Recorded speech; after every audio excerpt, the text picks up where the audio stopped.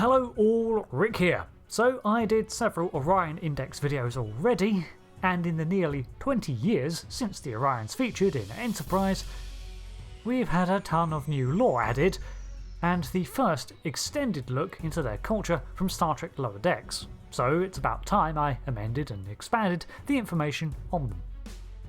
In early iterations, it was remarked as to how the Orion Syndicate had decreased its illegal activities with time over the decades, to the point where several Orion colonies and institutions were considered reputable by the 2370s. Nevertheless, their piracy operations have continued on, and in 2380 much of their governmental structure was inspired by the generational adherence to larceny. Whereas piracy is often the acts of those outside of nobility who lack inherited wealth and freedoms, within the Orion Syndicate it appears to be almost the exact opposite to what you would expect. Orions have several noble houses, marked by bloodlines and marriage, and almost all of these practiced piracy or still do, whereas the general citizenry is far more diverse in its efforts. In fact, it's not uncommon that within this structure of clan houses, some seek to break away from their inherited roles as plunderers by earning enough wealth or renown to take their leave. The Queen of Pirates was the head of the Syndicate in 2380 and had the authority to seize assets of other houses. Orion piracy was focused on bringing wealth into the Syndicate, and it therefore frowned on inter-house conflicts, as they generated no new revenue. Supporting the Queen were the noble houses, which too had built their wealth off of criminal activities, and each was unique in how it maintained its structure. Vaunted positions existed within each house, and the matriarch or occasional patriarch of the family was not necessarily the commander of their operations. For example, House Tendi often appointed the role of leader to their prime daughter, or firstborn of the current leadership, making it a hereditary position. This was usually associated with the title Mistress of the Winter Constellations, a ceremonial title granted to the house's most formidable and capable warrior daughter. The mistress was expected to spend 4 years training her successor, again usually her own daughter, but not always. Some Orions had blue-greenish skin tones, and there was at least one house, the House of Azure, that consisted entirely of these Orions. They were shown to be patriarchal in opposition to the standard matriarchy prevalent in Orion culture, although they were still deferential to the Queen. This division had likely existed prior to 2270 and well into the late 24th century. The Orion people were nevertheless proud of their history, the grim aspects of it and all. As such, traditions existed into the modern day that had their roots in times of tumult.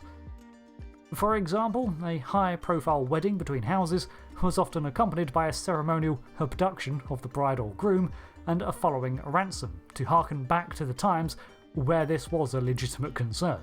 In terms of religion, we learn that there was, or is, a prevalent goddess belief amongst the Orions, as their colloquialisms include invocations of such. Now we get to see the planet of Orion, which is located in the Orionis system in the Orion sector of the Alpha Quadrant. It's an M-class world of hills, grasslands and rocky coastlines. The planet is located nearby major trade lanes, which might seem like a golden opportunity for pirates. However, like the Orions themselves, the planet is somewhat of a carefully balanced contradiction. While the nobility and ruling elements are entrenched in criminal activity, the planet itself seems mostly free of rampant crime thanks to the strict laws preventing inter-house conflict. There is a degree of respect and maintained civility on the planet that encourages outsiders to visit and trade in safety, despite it being the seat of an interstellar criminal organisation, at least publicly. Therefore, shipping lanes in the vicinity of Orion are actually maintained and rather safe, because attacking said lanes would only serve to alienate Orion from the galactic market, in which they have many legitimate dealings.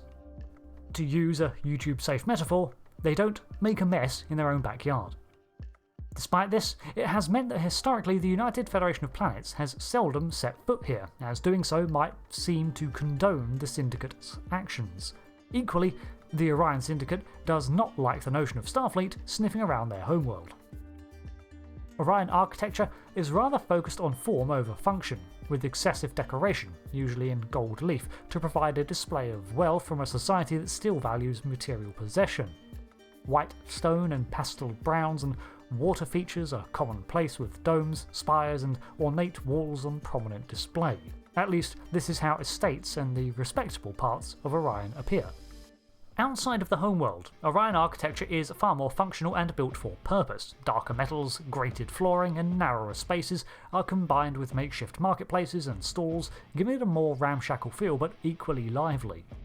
Orion clothing too appears to be in several different styles, based on where you visit in Orion territory and the individual's position.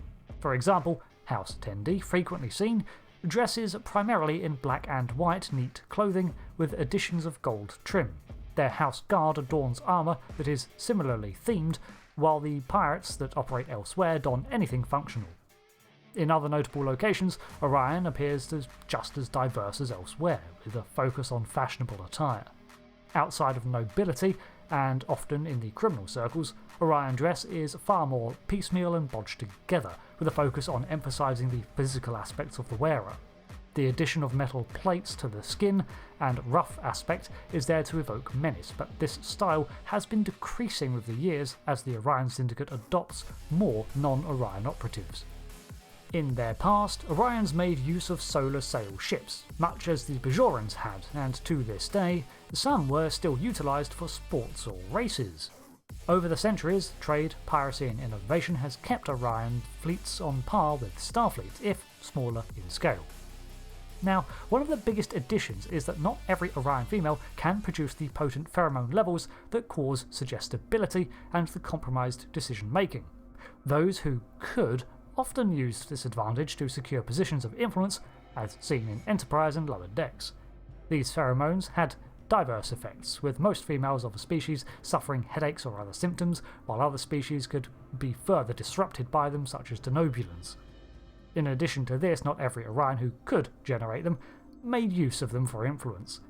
As the more it became known, the more it became a damaging stereotype, potentially compromising even legitimate dealings.